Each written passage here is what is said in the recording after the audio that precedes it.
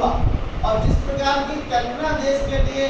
आज़ादी के लिए प्राण देने वालों ने की थी कि हमारी आज़ादी के बाद भारत कैसा होगा,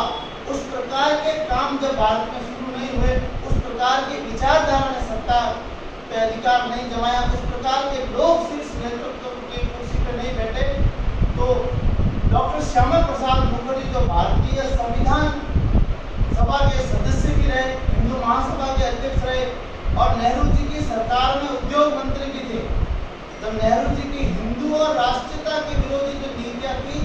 तो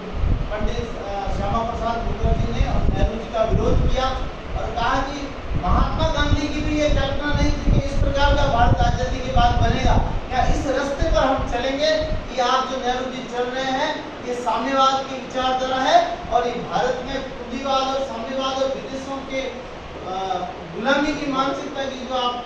चला रहे हैं वो नहीं चल सकते। अब उनके सामने लक्ष्य था कि कांग्रेस का विकल्प कैसे खड़ा करें, तो पूज्य गणपति जी महाराज का राम राज्य परिषद भी उस समय था, लेकिन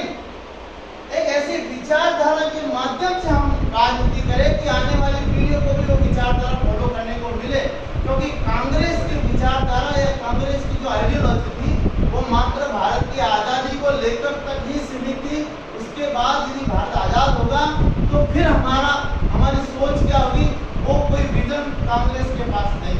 फिर महात्मा गांधी की भी मृत्यु हो गई थी। श्यामा प्रसाद मुखर्जी ने राष्ट्रीय स्वयंसेवक संघ के द्वितीय संचालक परम पूज्य श्री गुरुजी से भेंट की और उनको अपना विषय रखा कि मेरा मंतव्य यह है, क्योंकि राष्ट्रीय स्वयंसेवक संघ गांधी जी की हत्या के बाद प्रतिबंधों से कभी मुक्त हुआ था और संघ का स्पष्ट मानना था कि वो राजनीतिक क्षेत्र में काम नहीं करेगा, उसको सांस्कृतिक जीवन में काम करना है, समाज के क्षेत्र में काम करना है। इसलिए परम पूज्य श्री गुरुजी ने मुखर्जी को कहा कि राजनीतिक क्षेत्र में संघ काम नहीं करेगा, लेकिन लगातार अलग अलग समय बातचीत होती रही और परम पूज्य श्री गुरुजी सहित वरिष्ठ जितने भी स्वयंसेवक थे जो गुरुजी के सानिध्य में नेतृत्व में काम करते, उन सबको लगा कि हमारी कोई न कोई राजनीतिक विचारधारा भी होनी चाहिए जिससे हम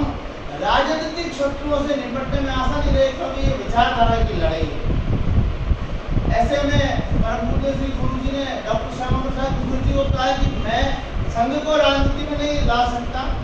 लेकिन आपके काम के सहयोग के लिए कुछ स्वयंसेवक दे सकता हूँ। अब आपको क्या